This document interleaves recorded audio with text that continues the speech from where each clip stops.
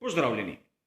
Zopet smo tu z našim običajnim komentarjem novic, tokrat že 27. zapored.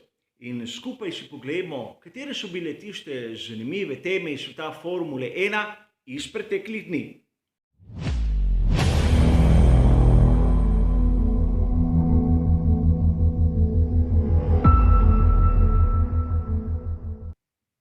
Kot običajno sem tudi tokrat izbral 4 različne sklope in ponavljam, da gre komentar novic, katere ste že prebrali na raznih virih, ki se ukvarjajo s Formulo 1.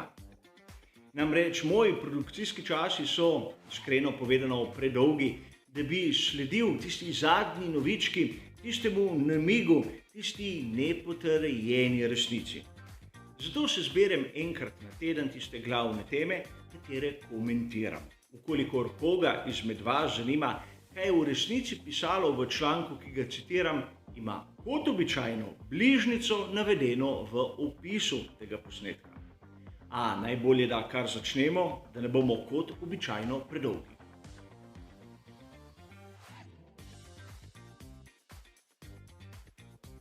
O tem, da bo velika nagrada Avstralije odpadla, se je šušljalo že od začetka sezone Formule 1.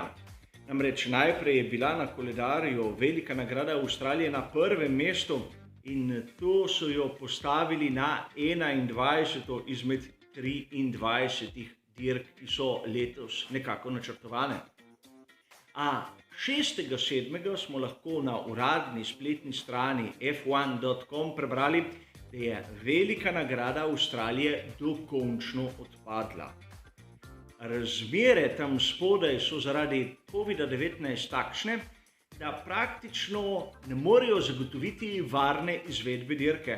Varne izvedbe za nastopajoče ter seveda člane ekip, kot tudi varne za samo publiko.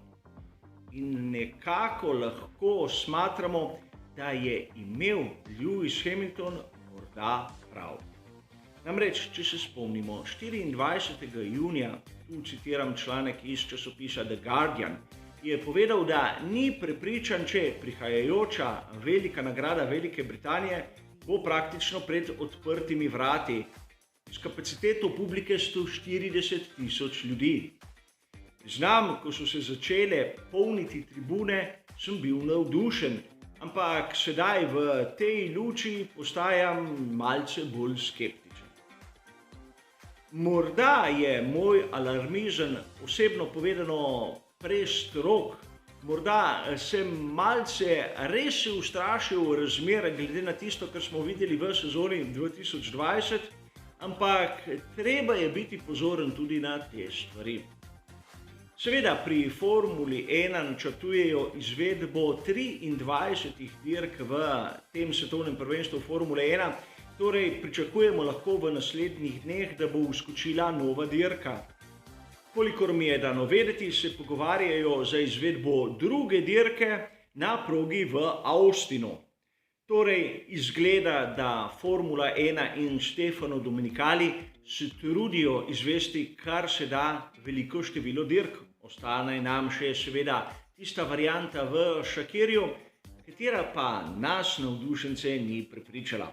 Krog je tam trajal 53-54 sekund. In seveda velika nagrada Avstralije ni edina dirka, nad katero je bil vprašaj.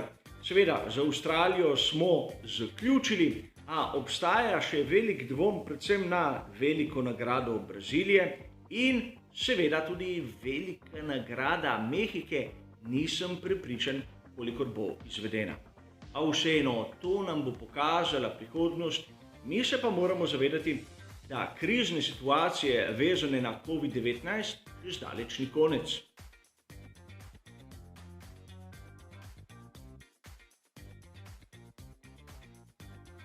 Mislim, da ga ni bilo navdušenca Formule 1, ki ne bi z veseljem videl enkratnih rezultatov ekipe Williams tako na veliki nagradi Štajerske kot na veliki nagradi Avstrije.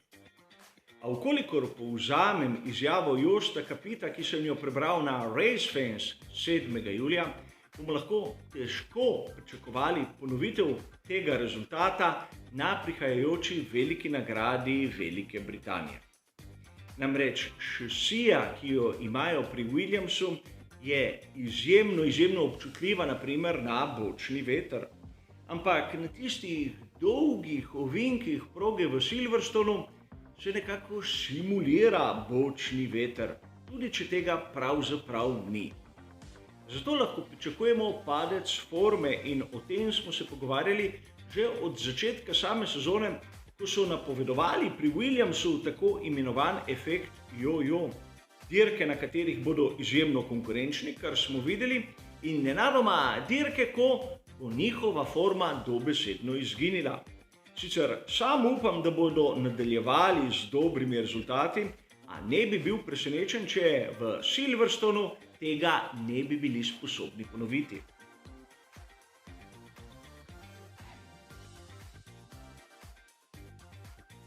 Zopet se vračamo na uradno spletno stran Formule 1.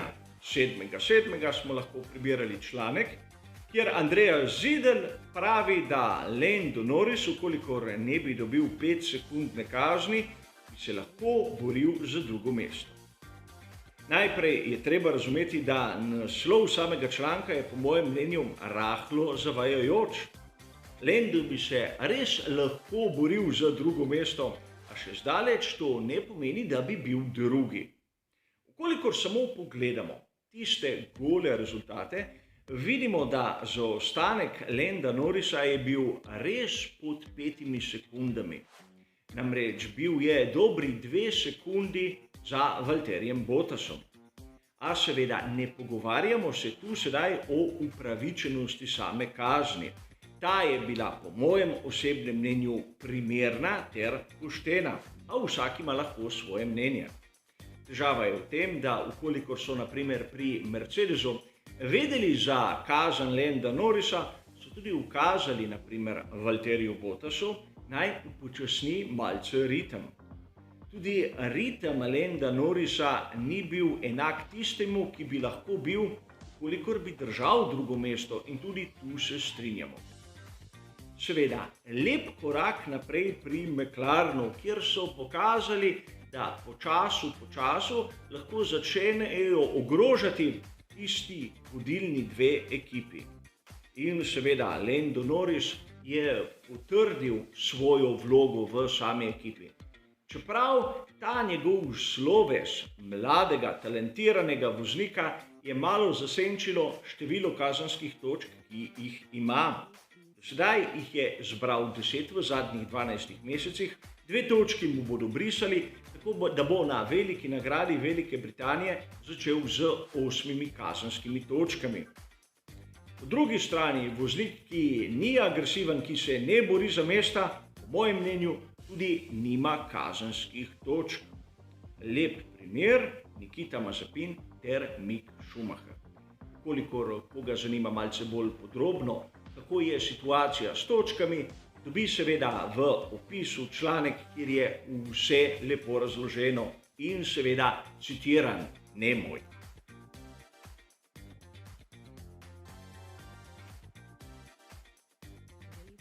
V našem zadnjem sklopu se bomo pa obrnili za trenutek na izjavo Tota Wolffa, ki sem jo zasledil na spletni strani znane italijanske revije Autosprint.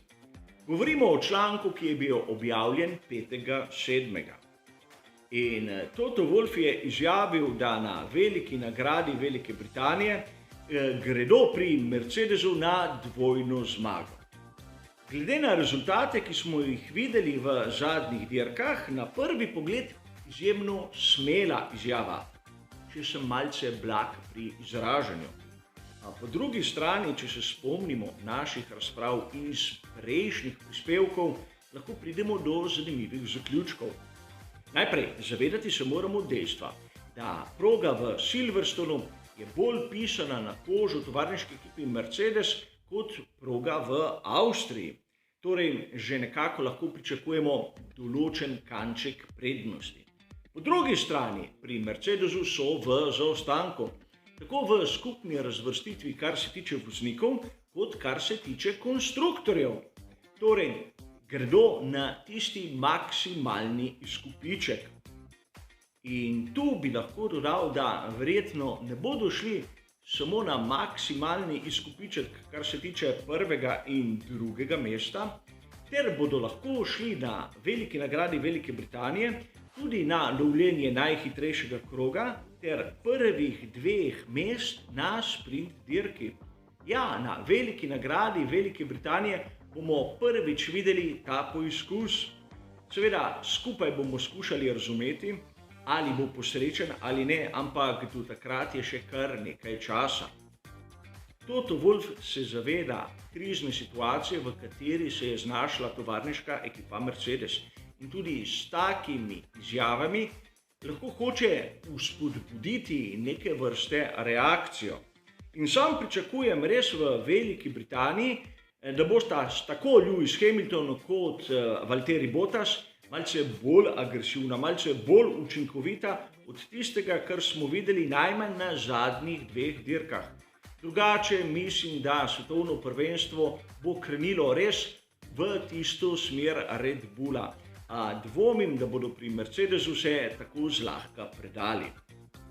A kar se tiče tega 27. komentarja novic, je bilo to vse. Še enkrat hvala za vašo pozornost ter seveda nasvidenje.